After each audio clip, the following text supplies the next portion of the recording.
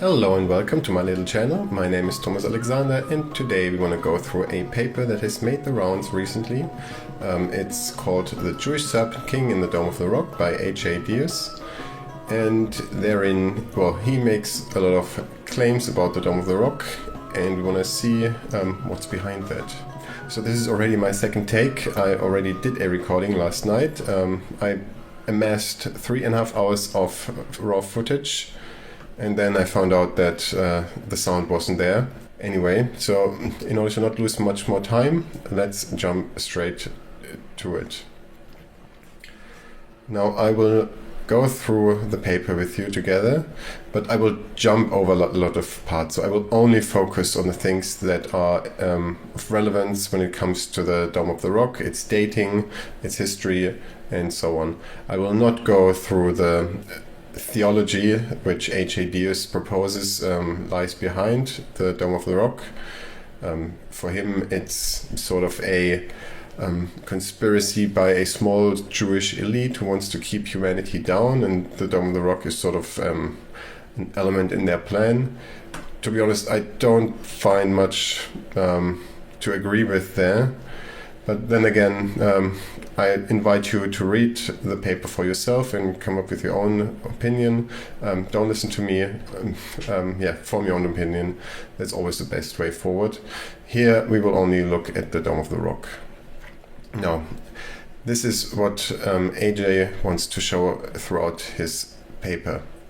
And I'm going to quote, "The importance of the mosaics in the Dome of the Rock could not even have been overlooked by a casual Muslim visitor. After all, it is from this very spot that Prophet Muhammad is said to have ascended to heaven.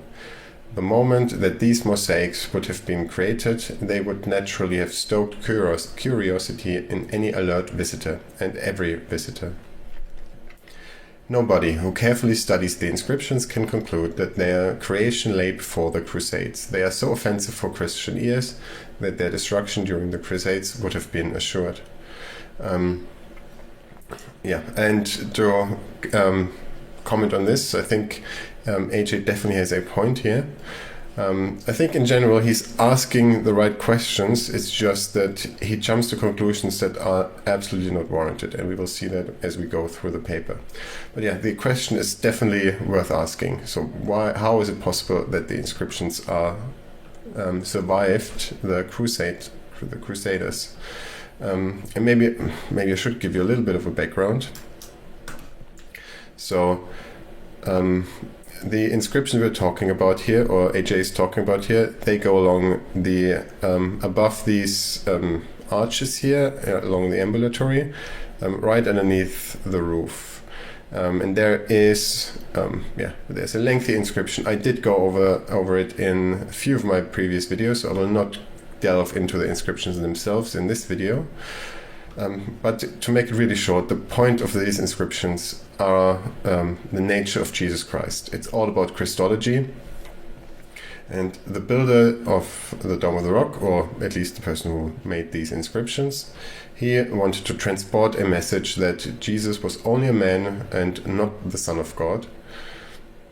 That he was a prophet and the messenger of God and the Messiah, but he was all of that while being human, not divine. And so this theology that is transported in those inscriptions indeed goes totally against the theology of the Crusaders, who were Latin Christians, who were Trinitarians, who believed that Jesus was God. So it's a good question to ask. Now, when it comes to the history as I think what happened, that's going to be dealt with in another video. So in this video, I will try to make a case against what Deus is presenting here. So I'm not going to put forward alternative theories. I'll just look at his theory and see how far that takes us. But I will then cover this question and others in upcoming videos. All right. So let's move on. These mosaic inscriptions are planted evidence, backdated for the purpose of supporting the formation of communal memory. So that's the claim that H.A. Deus makes, and which he wants to support throughout this paper. In now discovered primary evidence, it turns out that a curious visitor read back the content of the dedicatory inscriptions and took a transcript in Arabic, only that it happens in unexpected ways during a time far from any suspicion of monumental fraud. Yes, he is also the first to notice it. So this is the most important piece of evidence that AJ puts forth in the paper. Here he teases it a little bit. Towards the very end of the paper, he will then delve into it a bit more, and then we shall see what's really behind it.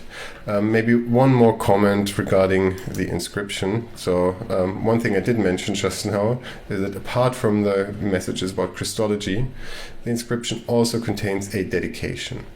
And it says that the dome was built in 691 AD, and that it was built by Caliph al-Mamun. Caliph al-Mamun, he was a caliph in the 9th century, so he couldn't have built it in the 7th century. And if you look at this inscription, you can also see that the name of al-Mamun is squeezed in there, and they're using slightly different tiles in the mosaics. So it's clearly a later addition. Initially, there must have been another name there, and the name which is connected with the Dome of the Rock is Abd al-Malik, who was caliph at the time when this dome was supposedly being built. And that's something which AJ, of course, disputes. Quote, two structures were on the Temple Mount at the end of the 7th century, the Sufyanid Mosque to the east of and the Marwanid Synagogue to the north. No evidence of a building over the Dome of the Rock exists, but a third structure is likely.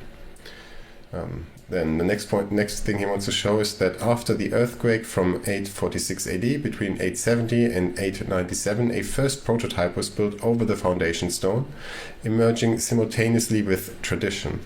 Before 985 AD, the Dome of the Rock is attested to be octagonal. The next point he wants to show is the Al-Aqsa Mosque is at its current position no sooner than in the mid-12th century. The mosaics on the inner octagonal originate between 1523 and 1543 AD. A dedicatory inscription from the same pretended to be Umar's. So Umar is another name which is associated with the Dome of the Rock. According to legend, Umar found the foundation stone, so the rock over which the dome has been built. And during Umar's time, there's also reports of construction works and also of a wooden building that was erected on the Temple Mount. So that's how Umar is connected in the tradition to the Dome of the Rock. Now, AJ is saying that initially Umar was believed to have been the builder of the Dome of the Rock itself. Right, continuing. It is possible that the Dome of the Rock was raised first and that the Al-Aqsa Mosque was then built also. A complete replacement of the drum was commissioned in 1720 by Ahmed III and finished before 1744 AD. Abd al-Malik's dedication is a cover-up executed at the same time. The cupola was completely replaced under Sultan Mahmud II after 1817 and before 1833. The mosaics on the drum are from this time, and Al-Mamun's corrections from 1853 to 1857. So this is a bold claim by H.A. Deus. He basically says that everything about this dome is a forgery, that the inscriptions which claim to be from 691 are indeed from the 19th century, or a mixture of from the 18th and the 19th century. And yeah, we shall see if he has a point here. No, but let's first go to this bit here. So here AJ is quoting from a pilgrim's report from around 670 AD. So in 670, everybody agrees that the Dome of the Rock was not yet built, because we've also read I've told you about the dedication in there. It is claimed that it was built in 691. Indeed, most scholars today believe that it was either completed in 691 or building started in 691 and then it was completed a few years later. So, but around that time, and definitely not during 670. So here we are all in agreement. Now, what did this pilgrim, this Arkulf, actually say about the Temple Mount? So here AJ quotes from the pilgrim's report. Quote, "In that famous place where once stood the magnificently constructed temple near the eastern wall, the Saracens now frequent a rectangular house of prayer, which they have built in a crude manner, constructing it from raised planks and large beams over some remains of ruins. This house can, as it is said, accommodate at least 3,000 people." End quote. So based on this quote, AJ comes to the conclusion that the building Arkulf is talking about must have been standing in that red area on the map, that, or on the picture, on the aerial picture which he shows us. So here.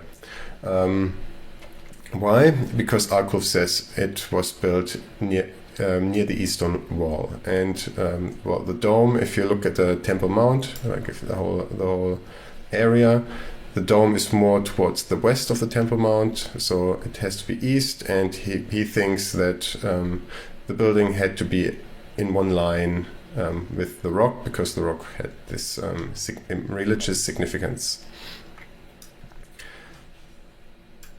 Okay, sounds reasonable enough, but then if you read it again, note how Arkulf is not saying that the structure is right at the eastern wall. It says near the eastern wall. What's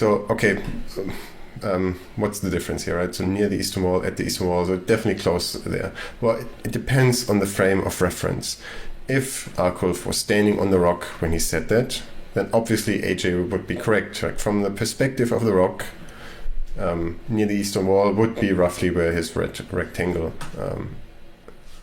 is. So that would be fine.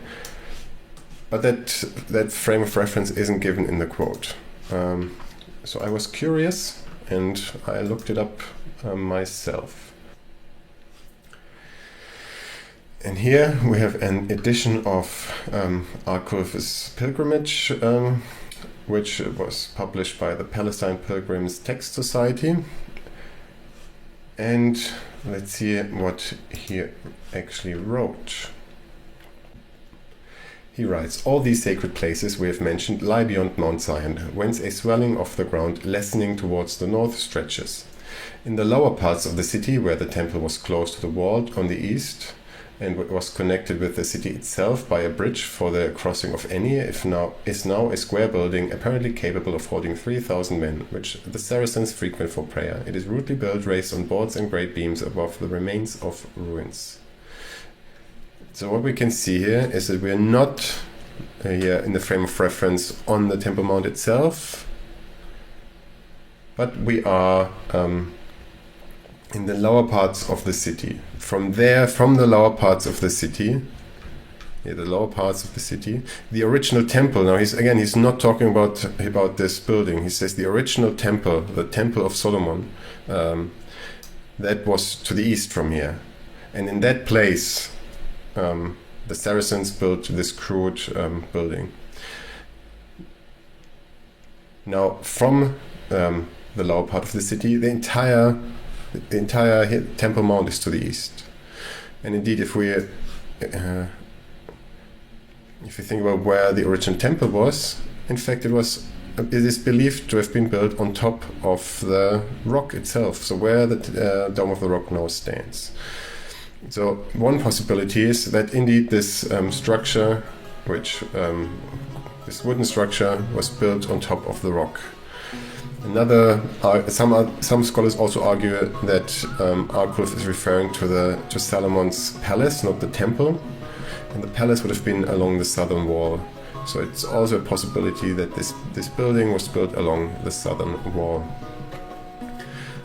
But it's very unlikely that it's in the place where Deus puts it, because Arkulf makes it clear that he's talking about the original temple, not this structure, when he gives the reference. So it says to the east, near the eastern wall, where this temple was. So it can actually only be on top of the rock or on the southern end of the Temple Mount. The entire Temple Mount is east of the lower city. So that's actually not a big deal regarding his main claims, right, where this wooden structure was built. However, this already shows us how AJ works. He's taking something out of context and reinterprets it, misinterprets it, and comes up to completely wild conclusions here.